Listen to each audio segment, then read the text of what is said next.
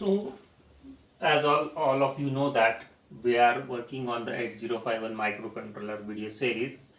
So this is lecture number 6. Those who have not seen previous lectures, please go and see the previous lectures. So today we are going to discuss the pin diagram of 8051 microcontroller.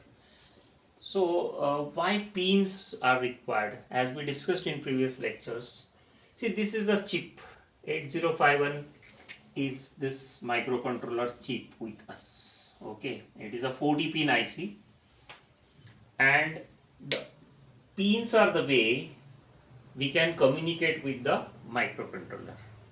Now there may be keyboard interface, there may be display interface, there may be serial port interface. So external devices, those want to communicate with microcontroller will communicate with the help of these pins. Okay, so pins is the way we can communicate with the microcontroller. Now, what are the important pins? Actually, we can divide the pins into number of parts. Mostly we find there are ports, there are control signals, there is address bus,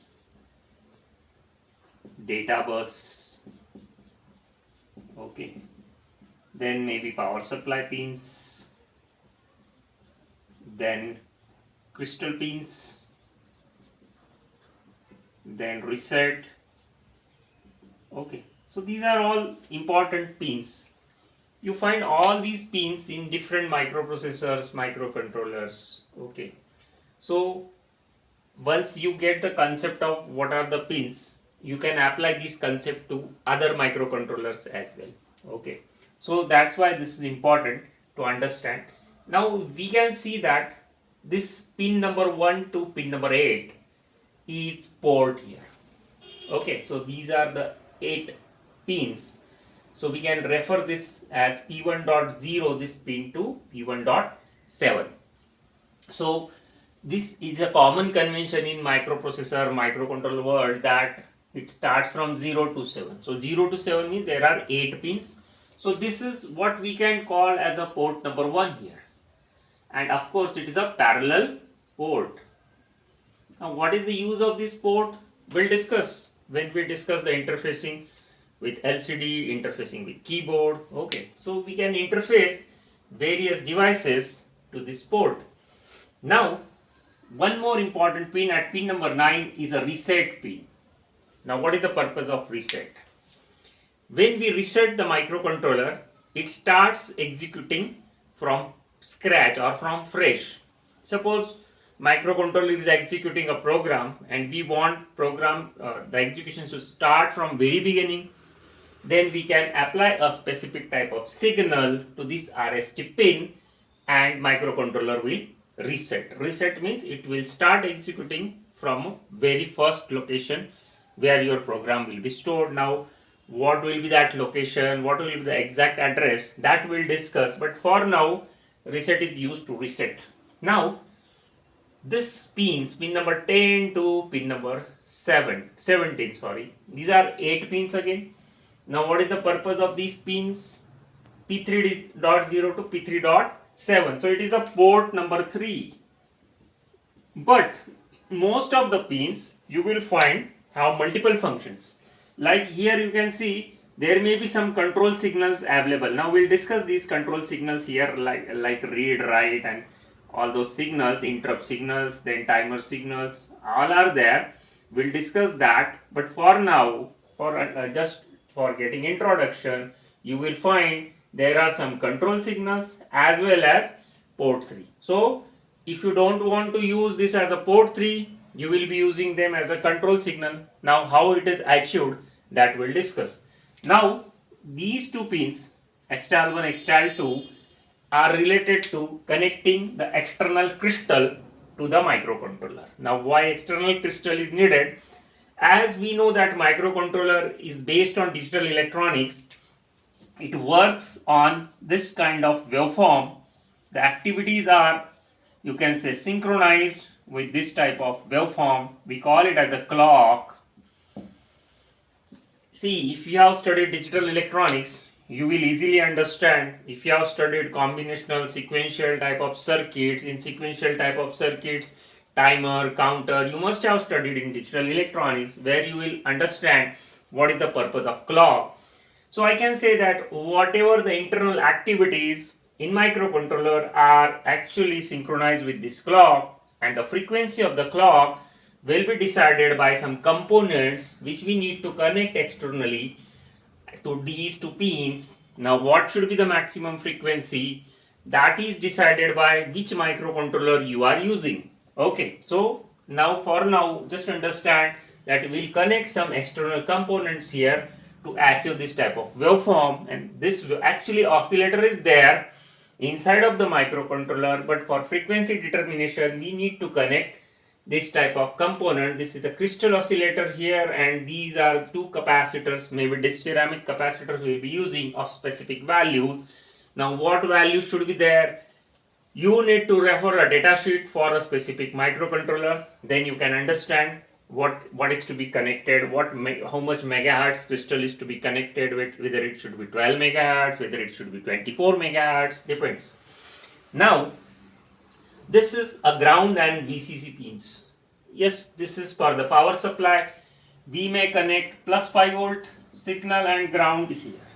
So you assume that you have a DC supply, and you will connect positive plus 5 here and negative to the ground.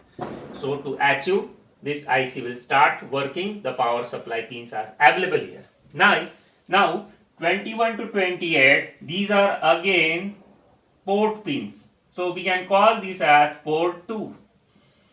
But there you can see in bracket again A8 to A15 is written. Now what is A8 to A15? That is address bus. Now why address bus will be needed? This will understand maybe in next lecture, where we'll be looking at how to interface the external memories to microcontroller. Now you will ask me the question, why we need an external memory? As we discussed in the very first lecture that there will be internal ROM, internal RAM, so we rarely need external memory, but there is a facility. If we want to increase the memory, you can connect external memories here. For that we need address bus, we need address cum data bus as well. Here we'll see what is address cum data, what is address, that we'll understand in the next lectures, where we'll discuss the memory interfacing part. So if we want external memories, then use these pins for that purpose. Otherwise you will be using this as a port 2 and this as port 0, P0.0 to P0.7 here. So these are that 8 pins. Okay, so see, most of the times you will be using these pins as port, but in rare cases when we want to interface the external memories, we'll be using them as address bus, address cum data bus, that we'll discuss. Now this is again something related to external access. It was 30 here, so I'm just removing that 30. So the pins 29, 30, 31, this is an external access or VPP pin.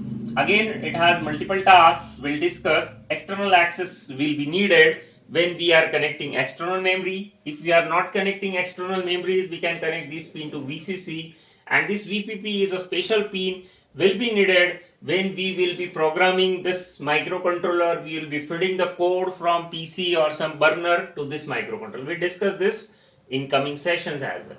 Now this ALE is an address latch enable, and there is a program bar. Now again this program bar is related to programming the microcontroller, but these two pins we'll discuss when we'll be discussing how we program this microcontroller. Otherwise, if external memory is there, this pin is using will be using as address latch enable. Now why address latch enable is needed? Again that we will understand when we understand the external memory interfacing.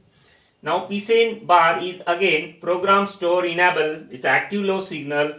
It will be again used when we will be connecting external memories, and that this pin may be connected to the OE bar pin of the external memory. Now we'll discuss that. If these pins are not used, mostly we connect them, we tie them to the VCC if we are not mostly using the external memories. So this is for now.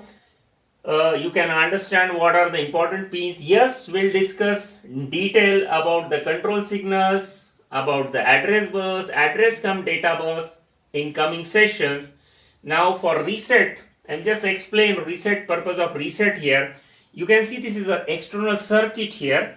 To this circuit we can connect a VCC ground and 10 microfarad capacitor. Okay, and this is some resistor here. Now, what is the purpose of this circuit? See, you can assume a steady state condition where this capacitor is fully charged with the VCC value and there is no current flowing in this path once this capacitor is fully charged. For this, you need to refer a network how this RC series circuit works. Okay, I am not going into that much detail. For now, understand that if this capacitor is fully charged, there may be no current flowing in this path, and here you can get a low signal by default. But assume you push this switch for a time being, what would happen? This capacitor will discharge and current will start flowing in this path.